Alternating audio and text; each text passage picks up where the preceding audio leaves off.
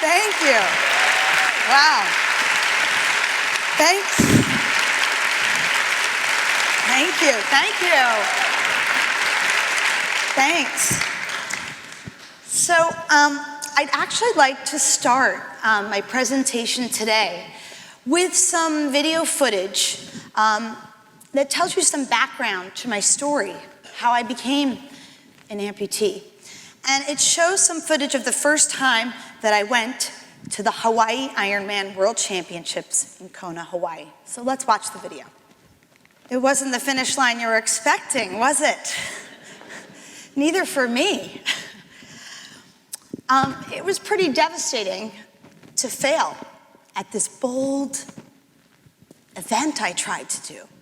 And certainly a little humbling to fail on national television. But I was truly proud of the fact that I had the courage to give it my best shot. And I had the courage to give it my best. And of course, doing the Hawaii Ironman, attempting to do it, I was doing something that had never been done before. And since no woman had done it, I really used the men as my role models to get there. In fact, the gentleman in this photo is the inspiration that I decided to even do this crazy thing called Ironman. The gentleman in this photo is a guy named Jim McLaren. And Jim and I knew each other because we used to get our legs made at the same place in New York. I called it the Leg Shack. So Jim and I met at the Leg Shack, but Jim wasn't always an amputee. Jim was an athlete. He was a Yale football player when he had all limbs intact. And he had graduated from Yale University and was working in New York City and was riding his motorcycle down Fifth Avenue when a New York City bus ran a red light and crashed into him. They actually chalked his body on the sidewalk and they thought he was dead. They were able to revive him in the ambulance, and the sustaining injury that he walked away with was the amputation of his lower left leg below the knee. And Jim, having that athlete's mindset, said, I'm not gonna let this acquired disability change my life. I wanna go back to being an athlete. He couldn't go back to football after he graduated, but he decided, I'm gonna run. I'm gonna do Ironman. I'm gonna be the toughest athlete I can be. And that's what he did. And so he went on to do the Hawaii Ironman in 10 hours and 42 minutes, finishing in the top 20% of the field. He was an incredible athlete. He did a marathon in 3 hours and 18 minutes.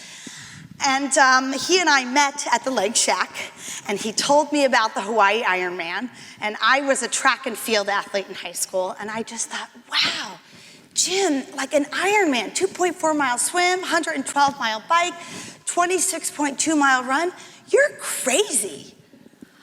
But I wanna be your kind of crazy. I'd like to do an Ironman one day. Jim also told me in that meeting that no woman had ever done it. In fact, he wasn't even sure if a woman could do it. And that was my throwdown. As soon as he said that, that was it. That was gonna be my bold move, right? So I decided I was gonna do the Hawaii Ironman. Now, a little background, I was a track and field athlete. My event was the 100-meter dash. I also didn't know how to ride a bike. And I called myself a Marco Polo swimmer, right? Like I had flotation skills, but I didn't really know how to swim. But that didn't matter. I met Jim and I believed if he could do it, I could do it. It's just logistics, right? A man can do it, a woman can do it too. So that became my goal. I remember writing in my journal that, yeah, I was gonna do the Hawaii Ironman day, like Jim. Well, I really didn't do much about it until a year later when I got a phone call from a friend of mine. My friend Jim was actually doing a triathlon here in Southern California in Orange County. And it was a closed bike course. It was an Olympic distance race, short little triathlon. And had a good swim. He got onto the bike for the bike portion. It was, as I said, it was a closed race course. And a cop misjudged the speed of the cyclist coming through, and he let a van onto the race course. Jim came around the corner, collided with the van, broke his neck, and became a quadriplegic. That's the same reaction I had. I was shocked. I guess, and a little part of me thought, oh, wait a minute now. maybe I'm not bulletproof. I guess I kind of thought in my naivety that, I already have my disability. I'm done with bad stuff in life, right? But we know the truth that in life, tragedy is not evenly parsed. And we actually do not know how long we have the body that we have. So when Jim had his second accident, I thought, wait a minute, I'm only temporarily able-bodied in this body that I have. And anything can happen. And if I really have this dream of doing the Hawaii Ironman, I need to start today. I don't want to wait till tomorrow, because I don't know what tomorrow will bring. And so that was my inspiration to start training, to start running.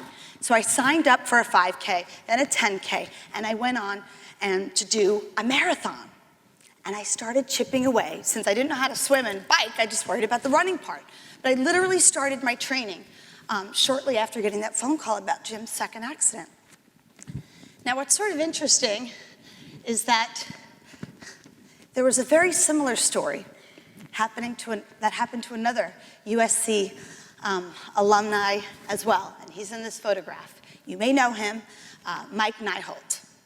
Was a USC swimmer here, All-American, and like Jim, he had a motorcycle accident in 1981, and part of his body became paralyzed. And so his teammates on the USC swim team decided, what happens when you oftentimes become disabled, you lose your independence, right? So they said, let's get together and let's have a fundraiser where we can swim for Mike and help him get a wheelchair accessible van so that he could still be independent. So they came together and they did the preliminary fundraiser and they raised a ton of money. And then Mike, through his rehab, got stronger, and then he ended up getting in the pool, so it became the swim for Mike. It became the swim for Mike. It then became the swim with Mike. And then this little fundraiser went on to become one of the most unique scholarship programs in the country. It's now called the Swim with Mike USC Physically Challenged Athlete Scholarship Fund. And Mike, along with his teammate Ron Orr, recognized that education was part of gaining your independence. That post-injury, it was important to keep kids in school and open the doors of this world through education. This scholarship program has raised $15.7 million. They have funded hundreds of scholarships and have helped athletes all over reinvent themselves after tragedy. So this Swim with Mike scholarship was actually what brought me here. So when I was doing my first New York City marathon, as I'm training for the Ironman, there was a USC woman who actually saw me running the New York Marathon.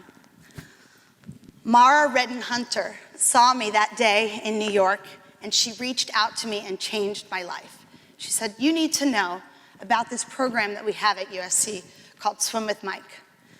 And I looked at the school. Of course, it's an excellent school, and they had a phenomenal journalism program, and that's what I wanted to do. So I applied to the USC Annenberg School. I applied for the Swim with Mike scholarship, and I was awarded both, and I was welcomed into the Trojan family. And that's where, thank you. Thank you. And of course, I was so honored to be part of the USC family, and specifically the Swim with Mike family. I wanted to do something to give back, but like I told you, I didn't really know how to swim. So I decided I was gonna run for Mike. So I started, as I kept doing, I did the LA Marathon several times for my run for Mike, and I continued to train for the Ironman while I was here at USC. And actually, in my last semester at SC, I had a couple credits left, and so I decided to take an elective. I was the only master's student in the class, but I took a beginner swim class. And it was awesome. It was actually one of those classes that really changed my life because it taught me how to swim. It taught me how to do flip turns. And so USC actually also provided me the opportunity to learn how to swim. So I graduated from this fine institution on May 12th in the year 2000. with my MA in broadcast journalism. And I was very fortunate that when I graduated, I got a job very quickly. And I grew up on Long Island. I'm a New Yorker. So like any good Long Island girl, I got a job in Manhattan. And I left USC and got this job as a reporter and a producer on a show on NBC called US Olympic Gold. And it was my job to fly around the country and interview Olympians. It was an awesome job. It was just like the coolest thing ever. It was like all the work that I had done here was preparing me for this job. So I'd like to show you just a little clip of one of my on-air stand-ups that I did on a USC athlete. So that's what I had to do. I flew around the country interviewing all these incredible athletes. I got to interview Bodie Miller up in New Hampshire. I spent time with Michael Phelps. I mean, it was an awesome job. The only thing was, it was becoming kind of a tough economy in New York. And things were changing at our office. And little did I know, I was heading towards a very big life change. We had had 4 rounds of layoffs at my company, and in the 4th round, my name was on the list. And suddenly, I was let go, and I was unemployed.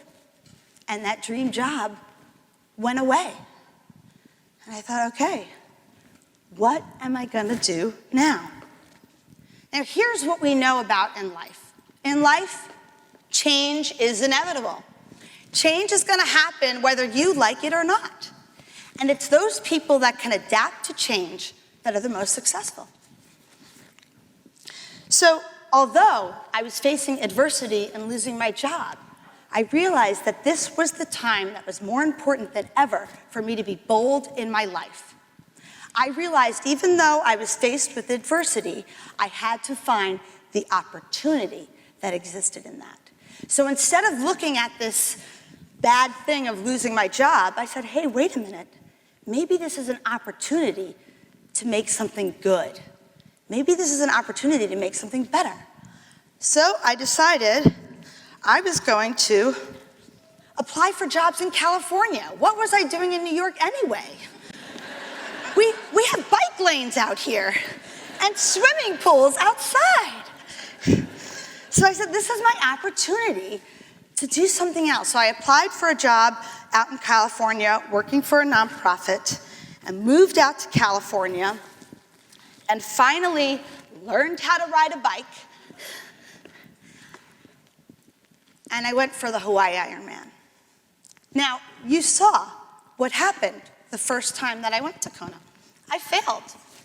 I didn't make it. I missed the cutoff by 15 minutes. But it's what we do when we fall down that matters most in life. It's how we pick ourselves up and carry on that really makes the difference. So I knew I wasn't gonna let that DNF, did not finish, stay that way. I was gonna go back and take care of my unfinished business in Kona. So if you want a better result, you have to come up with a new plan. So I called my next training plan, I called it Ironman 2.0. And I made a lot of changes. I got a bike, a custom bike that fit me exactly. Cannondale made me a custom bike. I got a new coach who changed my training program. I worked with the nutrition so that I could eat for a 15-hour day on the bike. You know, I had to relook at that. Other sacrifices I made. I missed weddings. You know, weddings would happen on a Saturday, and I'd have a 100-mile bike ride. So I missed my father's wedding so I could train for the Hawaii Ironman. It was wedding number 3, so don't think that badly of me.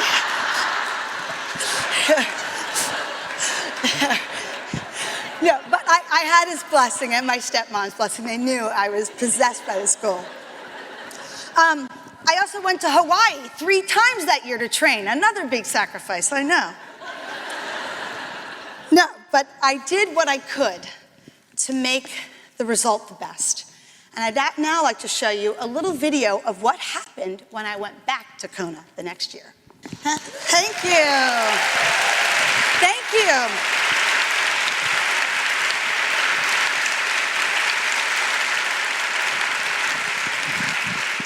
So that was the day I became an Ironman. I finished the course in 15 hours and 5 minutes. So you started at 7 in the morning, finished at 10:05 at night. My swim time, sorry, let me go back. My swim time, because I gotta brag, I worked too hard to get there. But my swim time was 10 minutes faster than the year before. My bike split was an hour and a half faster than the year before. So all those trips to Hawaii paid off. But really, I don't tell you this all to impress you. I tell you this all to impress upon you the possibility that exists inside each and every one of us to achieve Ironman-sized goals in life. We all have our own little Ironman. And whatever that is, we can achieve that. You have the power to adapt and turn adversity into opportunity. Since the Hawaii Ironman, I'm still racing. I still compete. I'm actually training right now for the Rio Paralympic Games, where triathlon will be making its debut. I've started my own speaking business called Always Try Incorporated. I am a sponsored Nike athlete, and I continue to do work for folks with nonprofits that help people with disabilities. And really, for me, as much as I'm so proud of all these finish lines that I've gotten to, the thing that I'm most proud of in my life is the opportunities that I've had to help other people. I always like to say that we are never too old to dream a new dream. And I believe that's true. But as I'm aging and getting older, I also realize that there's a little bit of a shift happening. While I'm still pursuing my own dreams, what's also so important is the power that I have to help other people pursue their dreams. I really do feel most alive when I'm helping other people thrive, which is why I continue to do the work that I do. I will be, of course, coming back to USC on April 11th to do what I can to help the Swim with Mike Scholarship Fund, to help other athletes thrive and have the opportunity that I had. So, since I have your attention, I would like to also encourage you to come out on April 11th and join us for the 35th anniversary of the Swim with Mike Scholarship Fund. So if you can come back to campus, you can swim at the new swim facility here. But if you cannot make it to the event on April 11th, I would ask that perhaps you consider donating to the cause, to one of the most unique scholarship funds we have here at SC. I've actually just tweeted a link to my fundraising page, and I will be sticking around all day. So if you find me today, I will also be taking pledges in person, so you can find me at the book signing. And I really want to thank you for all that this community does to support the USC community. So thank you so much for listening to my story today. And I just wish you all the best, and I hope that you are bold, you thrive, and you fight on.